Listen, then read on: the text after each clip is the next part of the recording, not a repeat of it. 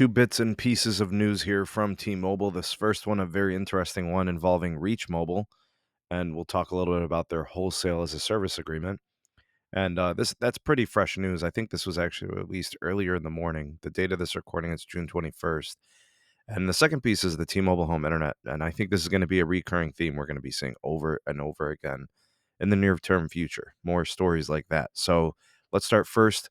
The story from uh, prnewswire.com. Never really heard of this one, but anyways, Reach Mobile and T-Mobile extend strategic turnkey wholesale as a service agreement.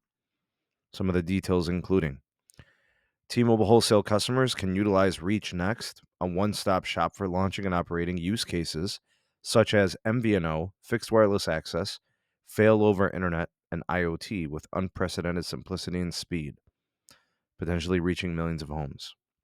This announcement extends a multi-year MVNO agreement through which T-Mobile will continue to serve as the network for Reach Mobile's nationwide subscribers. So you're probably wondering, who is Reach Mobile? What do they do? Essentially, what Reach Mobile is, they're kind of like a middleman between T-Mobile and, I guess, entrepreneurs, customers, and businesses. And what they do is they provide the front-end customer experience. Meanwhile, T-Mobile offers the network as a service.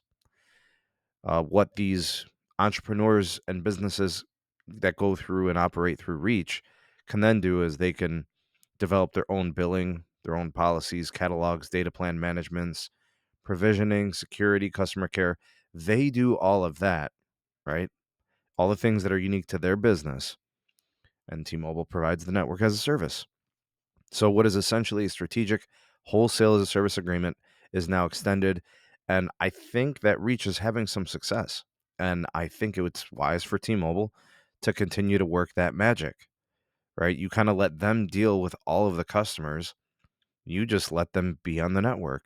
And it becomes essentially a, profitable wholesale partner that you don't really have to compete with in terms of standard traditional MVNO or standard traditional MNO in the case of postpaid for T-Mobile. So this is pretty cool. I never really looked into Reach Mobile and what they do and what they did or whatever, but this is actually kind of interesting.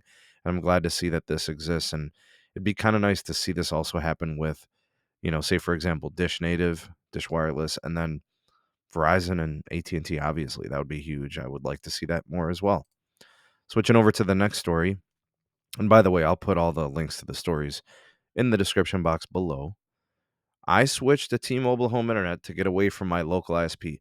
This is going to be a quote that you hear a lot in the near term. If you haven't already started hearing it, you're going to be hearing and seeing testimonials online. And I bet you could do like YouTube searches and how people have switched to T-Mobile Home Internet because they hate their cable ISPs. And with T-Mobile now really building out capacity, with N41 and 5G UC and getting tower sites upgraded and built and Sprint keep sites getting converted, more and more people are going to be utilizing, different types of fixed wireless access options to get away from companies like, oh, wouldn't you know, Cox Communications. So here's a person, I'm not sure who the author is. Let's see here. Tyler Hayes, who was basically living the same nightmare as I was, stuck with Cox Communications, horrible infrastructure, very poor customer care, not really giving a damn about their customers and the performance of their networking. And now it's come to haunt them as a fixed wireless option has come to this person's neck of the woods, and they have since switched over to T-Mobile, not only for the wireless, but for the home internet here in this case. All right, so some of the other things here that they said in this article. Fast enough speeds for multiple concurrent video streams. Most people have 1, 2, or 3 TVs in their house, especially if they have larger families. Able to handle lots of Wi-Fi devices, so that would be phones potentially, tablets, iPads, stuff like that, and Chromebooks.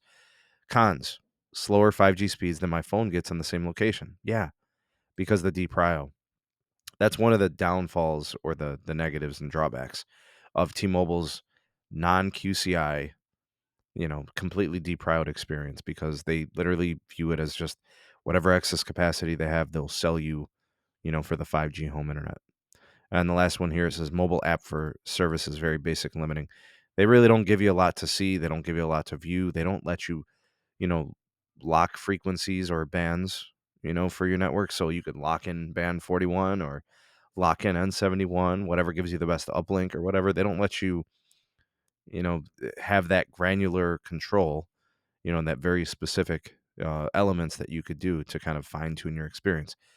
But he does go on to say he routinely sees 250 megabits on the downlink. Slowest speeds he's seen is 50.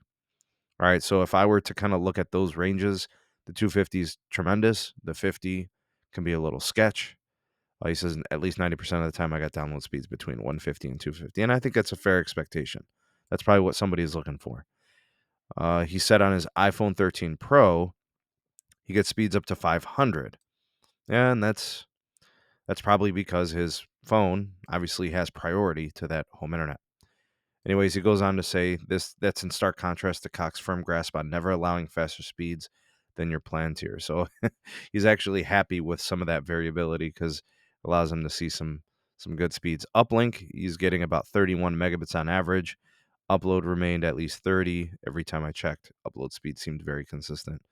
So, on the low end 50, on the high end 250 for downlink and then 30 uplink, that's very comparable to a lot of cable providers. It really is, especially at the $50 or $60 price point, which it is. And here's some of the usage. He says our household wasn't going over Cox 1.5 terabyte usage limit. He doesn't have that with T-Mobile in this instance, right? So he doesn't have to worry about that. There's a lot of reason to get away from cable, especially companies like Cox.